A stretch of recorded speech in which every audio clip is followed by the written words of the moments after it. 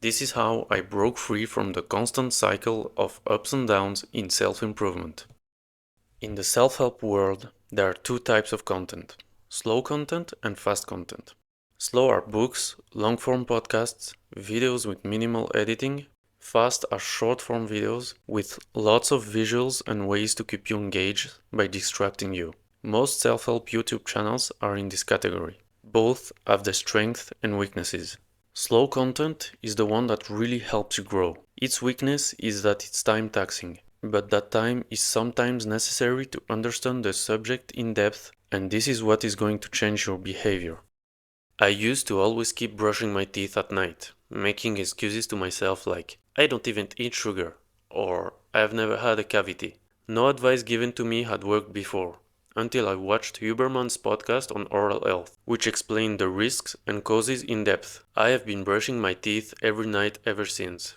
The idea that you are wasting time by watching slow content is a misconception. In the long run, you're actually saving time because you're more likely to take action than with fast content. It's like solving a problem quickly, only for it to appear over and over again in the future, or taking more time to solve it durably so it never appears again. The problem with slow content isn't really with slow content, it's with us.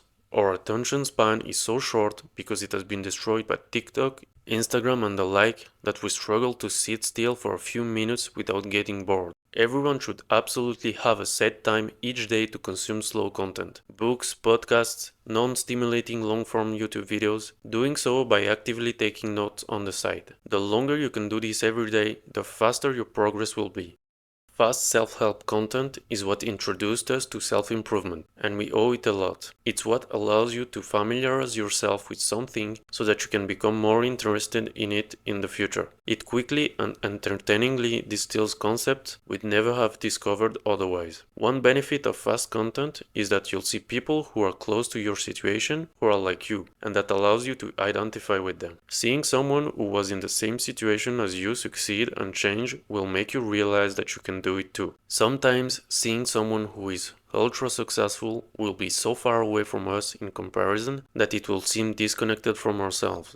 It seems like everyone these days is telling you to stop consuming and start acting and creating for yourself. This is a valid advice, but it's like telling a skinny guy that barely started the gym to start a cut. A cut is a great tool, but has to be used at a specific time when you have gained muscle first.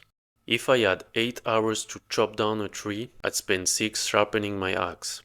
Without the preparation, you are swinging your axe like a fool with little effect. Without the action, you have done nothing. You're just the guy with the sharpest axe. You need both. The more of both you do, the more trees you can cut. Most self-help YouTube channels use fast type content because YouTube is an attention competition. You have to keep people engaged if you want to succeed. That's the weakness of this type of content. How can you learn anything if your brain is constantly being stimulated? But this is exactly what we need. This content will be the one we use to brainwash ourselves, by leveraging the powerful elements that are used against us, this time in our favor.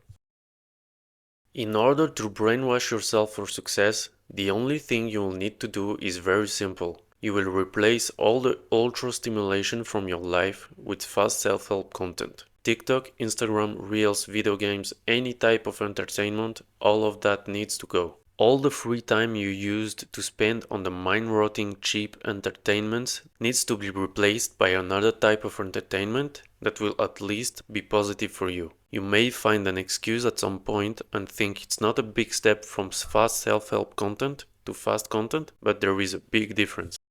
The point of doing this is to completely change your reality. That's the brainwashing.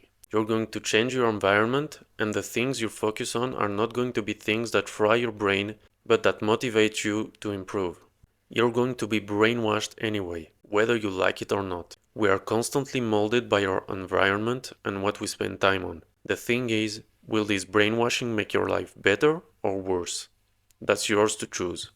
What you put your attention on is limited. How you use it will define your identity, how you think, and therefore how you act. If you consume garbage, you will be and do garbage. And the opposite is true. Quality input leads to quality output. By turning all of your conscious free time into self-improvement consumption, even if it's bad content, it will still be on topic and useful in making it your reality.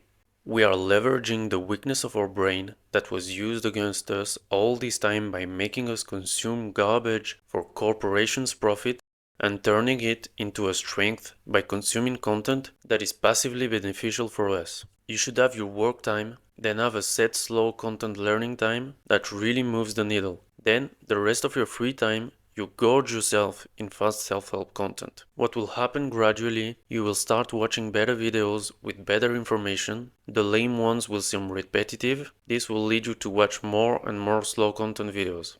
Your attention span will increase. The most important basic information will be repeated to you so frequently that you'll have no choice but to burn it into your subconscious and start acting on it by default. You will find creators you like. There are a lot of them out there, and some are made for different personality types. Find the ones you like and consume everything they have to teach you. Learn everything they know. By watching people that are productive and successful, you will change who you compare yourself to. And this has been shown to be the most important factor for success. Make these people your mentors, your new point of comparison, and once they have nothing more to teach you, find new ones. Learning from someone who's already been where you want to go can save you years of trial and error. It's totally stupid not to use that. The most successful people in history have all studied their field, the people that came before them. They have all learned from great men, whether by having a mentor or by reading about their successes. Alexander the Great read Homer's Iliad and Odyssey all his youth and got inspired by its heroes. He then convinced himself he was a descendant of Hercules and conquered half the known world. He literally brainwashed himself with content. Napoleon studied him extensively. Along with Hannibal, Caesar, Charlemagne, he knew all their campaigns and all those of great generals. This in turn helped him tremendously in his own campaigns. Find yourself mentors, learn everything you can from them, then set off on your own and do your own thing. This is the point of this brainwashing period, to change your reality, to make you learn at a fast pace while being entertained, and to force you to focus on improving yourself instead of wasting your time. Finding mentors to look up to and absorbing everything they have to teach you is one of the fastest ways to grow.